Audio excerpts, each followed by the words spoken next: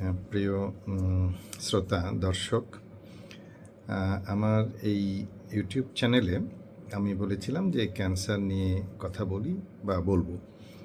আপনাদের অনেকেরই অনেকগুলো প্রশ্ন এর মধ্যে আপনারা করেছেন এবং সেগুলোর যথাসাধ্য চেষ্টা করেছি উত্তর দেওয়ার। তবে আমার মনে হয়েছে যে আমাদের অনেকেই এই ট্রিটমেন্ট করতে যে অনেকগুলো বিষয় নিশ্চিত হননি।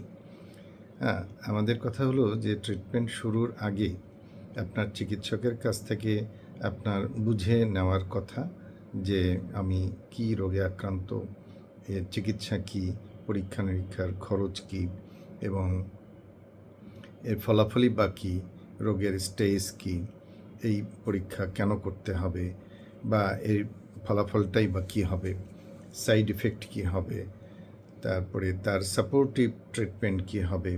তো এরকম অনেকগুলো কথা এসেছে। তো আমি চেষ্টা করব এগুলো একটা একটা করে সরাসরি কথা বলতে। আশা করি আপনাদের উপকার হবে।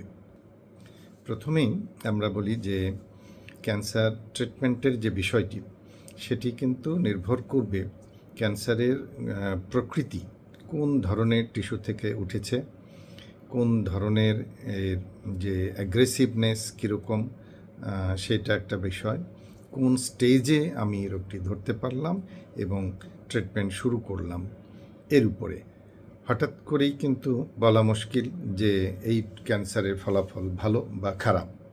আমরা সাধারণত বলে থাকি যে স্টেজ 1-এ যদি ট্রিটমেন্ট শুরু করি এবং কমপ্লিট ট্রিটমেন্ট করা যায়, সব রকমের ট্রিটমেন্ট নেওয়া যায়, সময় মতো সবগুলো চিকিৎসা করা যায়, তাহলে কিন্তু এর ফলাফল অনেক ভালো এবং ক্যান্সার যে ভালো হওয়ার বিষয়টি, সেটা কিন্তু বলা হয় যে 5 ইয়ার সার্ভাইভাল রেট, অর্থাৎ 5 বছর ভালো থাকার সম্ভাবনা কতটুকু, সেটাকেই প্রধানত ক্যান্সারের ভালো হওয়ার বিষয়টি বোঝানো হয়।